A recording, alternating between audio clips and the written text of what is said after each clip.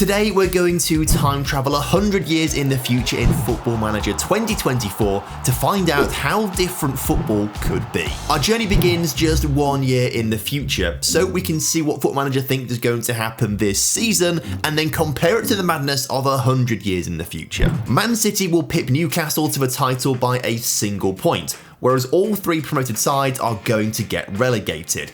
I'm actually really surprised as to how accurate this table could end up being. Naturally, Southampton, Leicester and Leeds are all getting promoted. In real life, Ipswich currently have more than half the points they're going to get across the entire season in-game, according to Football Manager. Derby will win the League One title, with Shrewsbury staying up on goal difference as somehow the league's top scorer only has 5 goals. Notts County lose out in the League Two playoffs, whereas Wrexham secure automatic promotion as AFC Wimbledon dominate the league to win the title. And it's finally Chesterfield's time to get back into the Football League, along with the playoff winners Oldham. Celtic beat Rangers to the title in Scotland, whereas Hibs have a season to forget, almost getting relegated. Barcelona beat Real Madrid to the title by a single point, whereas Osasuna survive on head-to-head record as they beat Almeria twice across the season. Bayern once again dominate the Bundesliga, but Kane doesn't go on to win the Golden Boot. He loses out, of course, to Wout Weghorst, the GOAT. Now, in my haste, it turns out I forgot to load Italy, but no one really cares about Italy anyway. But if you're interested, Inter went on to win the title this season. And naturally, PSG win Ligue 1 for the 27,000th time, as Will Still should stick to Football Manager as he guides Reims to 15th place. As for Europe, Aston Villa will beat Fiorentina to the Conference League title by a 1-0 to ensure that every team that wins that competition has to play in claret. Is it rude to call Roma's kit claret just for this joke? It's an all-England semi-final in the Europa League, but Liverpool come out on top, beating Newcastle, who only came third in their Champions League group, to get knocked down into this competition. But speaking of the Champions League, it's Napoli who go on to win it, beating the reigning champions Man City on penalties. We've got a few more leagues we can look at later on in the video, and I will also add Italy in before it's too late. I don't think there were any major shocks in Season 1, so hopefully we're going to see an entirely different landscape in 100 years' time. The biggest shock actually is that this TomFM FC shirt is the best-selling shirt of all time,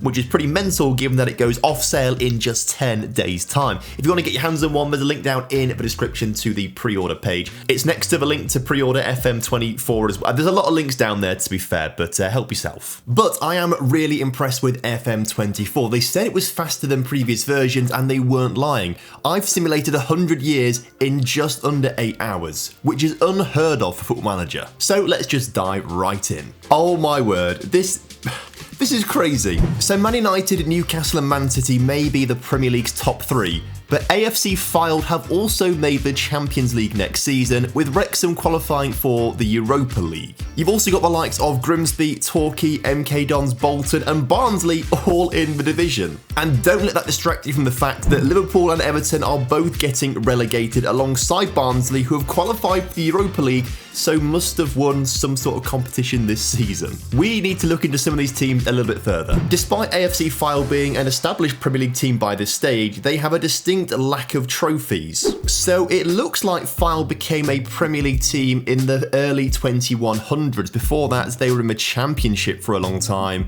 and they just made a slow rise up the leagues in the last 60 years or so. They were in the National League for a long time before they ever did anything good. Wrexham, on the other hand, wow. Now, they have won a few things: an FA Cup, a Europa League, a Europa Conference League. They've also won the Carabao Cup as well. Okay, they seem to be doing something right. And again, all of their success has been in the last 30 years. They got to the Premier League for the first time in 1996-97 and actually had a few relegations in recent seasons. But they haven't let that stop them being successful winning European competitions. Now, I am a Lincoln City fan, so out of principle, I'm not clicking on Grimsby. We're just not going to find out what they've done. I will look to see where Lincoln... I don't think you need to see it, really. I think for me, the biggest improved team are Torquay. They're in the Premier League right now, and they have won a Europa Conference League as well, which is hilarious. And they've been a yo-yo team for quite a while, where they just get straight back into the Premier League as soon as they get relegated. And although these guys started at the lowest points, they've actually been in the Premier League the most out of all the teams we've seen. They first got there in 2081-82, so they've been established in the Premier League for a good 40 years or so. But Liverpool and Everton both being relegated in the the same season, and it's not even Liverpool's first ever relegation. They are a yo-yo team right now. They're too good for the Championship, but probably not good enough for the Premier League. And Everton, by the way, 7 Champions Leagues, 15 Premier Leagues, 7 Super Cups, 8 Europa Leagues, 2 Conference Leagues. Where's this come from? So clearly their bad bit of form is very, very recent, and before that they were amazing. Throughout this video, they have won 7% of all Champions Leagues. Their main success was the 2080s by looks of things. They were dominant there. And the 6 Premier Leagues that they've won all happened around the same sort of time. So the 2080s were the time to be an Everton fan. So obviously we have to look at the history of the Premier League, and by looks of things, just Man City are absolutely dominant in the early days. Arsenal, Liverpool and Chelsea and Newcastle end up winning titles every now and again. If we just keep scrolling up though, it's just Man City constantly. The runners-up are interesting. You got like Middlesbrough and Reading and Brentford and Sutton United in 2058. That's out of nowhere, just becoming runners-up, so fair play to them. But it's just Man City constantly. I can't believe how much they've won it. Here's the period of Everton domination, but they were second for a long time before and a long time after. It just shows how good Man City have been until we get to a little bit more recent when Man United and Newcastle start to win a few more titles to take them away from Man City. If you go back in time in real life, Man City have won 9 top flight domestic titles. Well, now they've won 70. Which means that they've won 61 Premier League titles out of the last 100. Let's flick through some of the lower division to start off with and try and find where some of these Premier League teams have actually ended up. Because Chelsea have just won the Championship, but Arsenal have just been relegated to League One. This table is just completely different to what it is in real life. Swansea, Sunderland, Bristol City, Watford and Hull are there in real life, but everyone else is different. And I'm so impressed with the likes of Dorking and Bromley and Scunthorpe who find themselves in the division. There are so many storylines we could go in and investigate, but we just don't have the time in this video. So I think what I'll do is I will do like an AMA on Twitter, and you can just ask me any question you want on Twitter and I will answer it over there. But only if you subscribe to the channel. So make sure you do that, please. Dropping down into League One, you've got Aston Villa getting themselves relegated, then Sheffield United and Burnley just missing out on the playoffs. But you also have the likes of York and Woking getting themselves up into League One after being non-league teams in real life. Maybe I'm just being disrespectful to some of the Premier League teams, but none of this looks like outrageous to me, aside from Aston Villa getting relegated. Maybe Norwich getting relegated too, that could be a little bit outrageous, but they're not a great team these days. I feel like I always slag off Norwich in these sorts of videos. I do apologise, people of Norwich. League 2, we can probably ignore. I mean, just don't look at 11th place, please. But in 12th place, you've got Bath City, and Maidstone and Wealdstone being promoted is pretty fun. It just doesn't get good if you're a Leicester City fan though, because they are currently 19th in League 2. But it could be worse. You could be a Fulham fan in the National League, and only just in the National League they saved themselves from relegation by 3 points, where Charlton and West Brom couldn't save themselves. They are going down. Actually, just looking up and down the table, there are some pretty decent sides in this division, including Millwall, who have just won the title. But Fulham aren't the worst Premier League side from real life. That belongs to Nottingham Forest, who are in the Vanarama National League North, who have hit 100 points this past season, but still didn't get promoted. It's Burton who I feel for though. They've got 109 points across the season and didn't get promoted. It's not quite as bad as the fall from Nottingham Forest, but Plymouth are in the Vanarama National League South and they have just been promoted, so I guess they're on the up once again. This is always my favourite video to do every single year because it's just so stupid. I mean, look at what we've seen so far, and we've still got so much to go through. Celtic fans, look away now, because you're no longer in the Scottish Premiership. Arbroath have just won the title ahead of St Johnstone and Rangers in 3rd place on goal difference ahead of Hibs. What I love about Scotland is just the range of winners here. It is completely different every single season, and it's been that way since the mid-2040s. You can see Celtic and Rangers just had some domination between them, and then suddenly Hibs win it, and then it all goes mental with different teams winning it every single season. Celtic are in the 2nd division, but they are getting themselves back promoted as they came 2nd in the table and won the relegation playoff. Also, I don't really know much about the Welsh, Irish and Northern Irish leagues, so I can't comment too much on how well the teams are doing and if these leagues look wildly different to what they do in real life. But for those fans of those leagues, this is what they look like. Moving away from some excitement though, we do have something a little bit boring. Spain, because Real Madrid have been absolutely dominant over the past 100 years. Now, the good thing is that Barcelona are not in this division, otherwise that would be quite sad. But you've got teams like Malaga and Oviedo and Ibiza back in the top flight, which is quite fun. It's just that Real Madrid have now won 104 La Liga titles. Mirandes, who are currently in the second division in real life, have actually been the second most successful team in Spain, winning 10 La Ligas, a Champions League, some Europa Leagues. I'm pretty impressed with these guys. Not sure what happened in this dip though.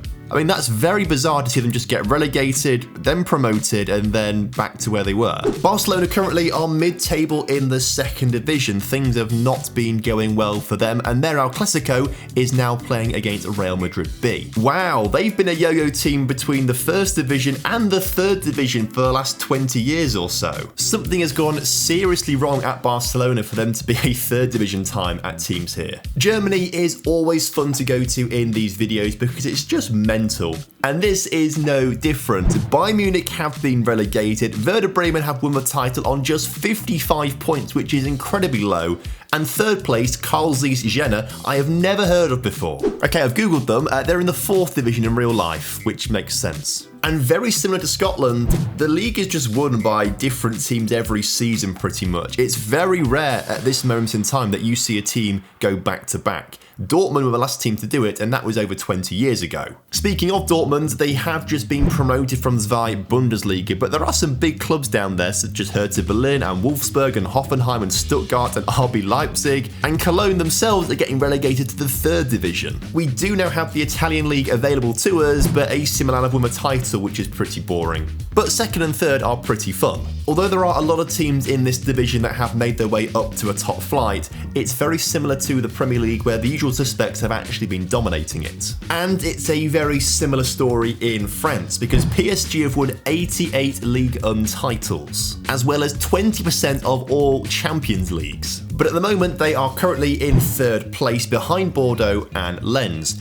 However, the rest of the league actually looks fairly similar. There's a few teams in there that you wouldn't ordinarily see, like Le Mans and QRM, but the rest of the division is pretty similar. There's a few more European leagues we can go and have a flick through. There are some very interesting results in these leagues where there's some teams winning the titles that I've never heard of, to be fair. And there are some teams that you'd expect to do very well, dropping right down the rankings or not even being in the top flight anymore. So let's move on to European competitions, starting off with the Conference League, where the reigning title holders are Barnsley. I love this game so much. The range of teams winning it is so interesting though. You've got Barnsley and Falkirk winning it alongside Lyon and Inter Milan. I do feel sorry for some of the losing sides. Würzburger Kickers, the best name in football, lost the final to Brighton in 2017-18. That might be the only time they ever got to the final and they didn't win it and they lost out to a more usual name in Brighton. This section is probably my favourite part of these videos because just seeing the teams that managed to reach the European finals just makes me laugh so much. I love the fact that Barnsley have won a Europa League title. I love the fact that Malaga have won a Europa League title as well. They're my Spanish team who are currently in the third division, a good team to rebuild in Football Manager.